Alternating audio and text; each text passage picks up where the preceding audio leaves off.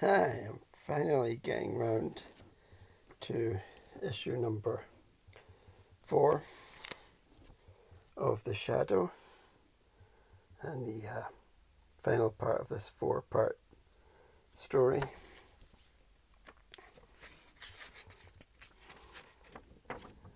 And so it's sort of like a role reversal of the first issue, where the Shadow's agents are now sort of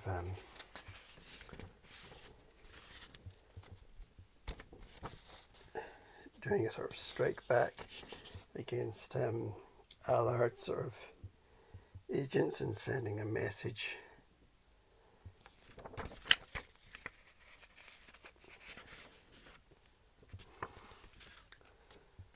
And the Shadow has some weird characters and agents. There's this Lorelei person who I'm assuming sort of has the voice of like Marilyn Monroe or Elizabeth Taylor or something, a very seductive voice, but she herself is in an iron lung. It's very strange.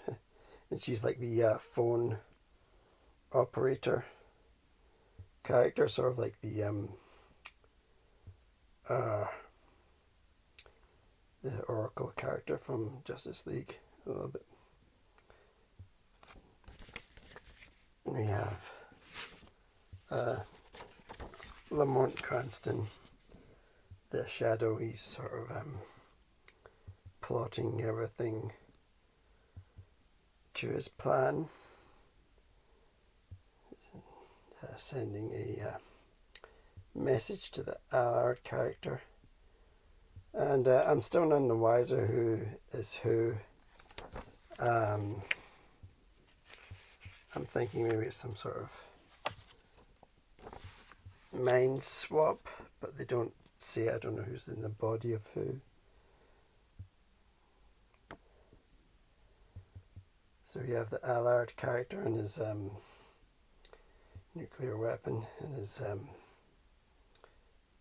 fancy New York high-rise tower block, and the agents go about setting off this plan to really just disrupt him and set up the final showdown with him and the Shadow, whatever characters they are.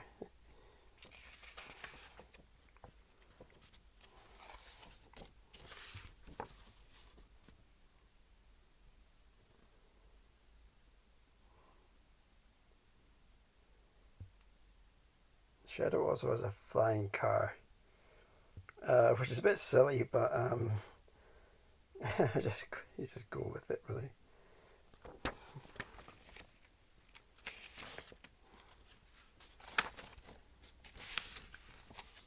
And always in dramatic fashion, the Shadow makes his appearance.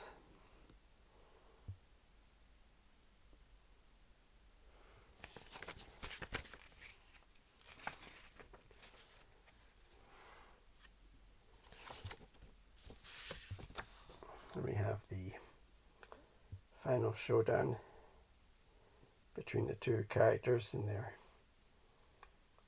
shadowy past. And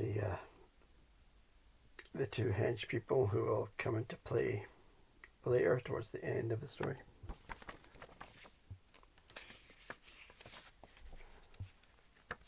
And we have the flashback, but I'm still none the wiser. The flashback doesn't really explain things as such, so I don't know which character is which, at least name-wise. I don't.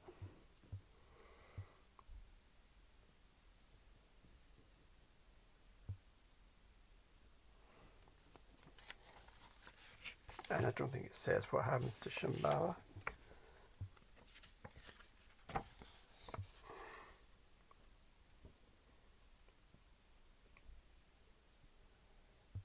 A lot of weird characters throughout the story.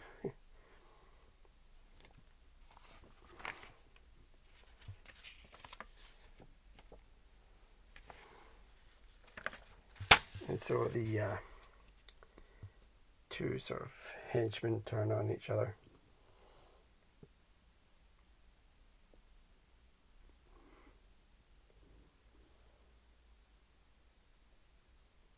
And the missile is just there, it doesn't really come into play or anything. So the crisis of New York being nuked is averted.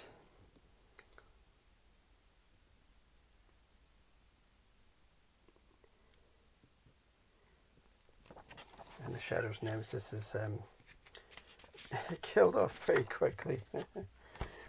And so the evil empire of the guy is dissolved. So the Shadow is victorious, and his two sons decide to stay with him in America / New York. And I really like that ending there. There's the Shadow's shadow over New York City.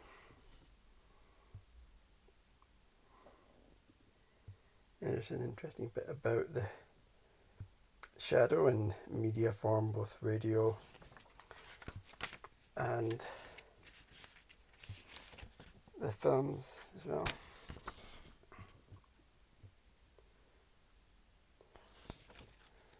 So that was the Shadow number 4. I think quite a neat ending to the story.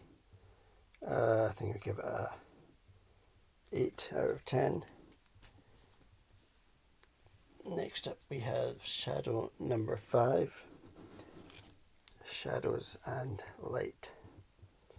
Quite a good story, Shadows and Light. I remember it quite well, reasonably well.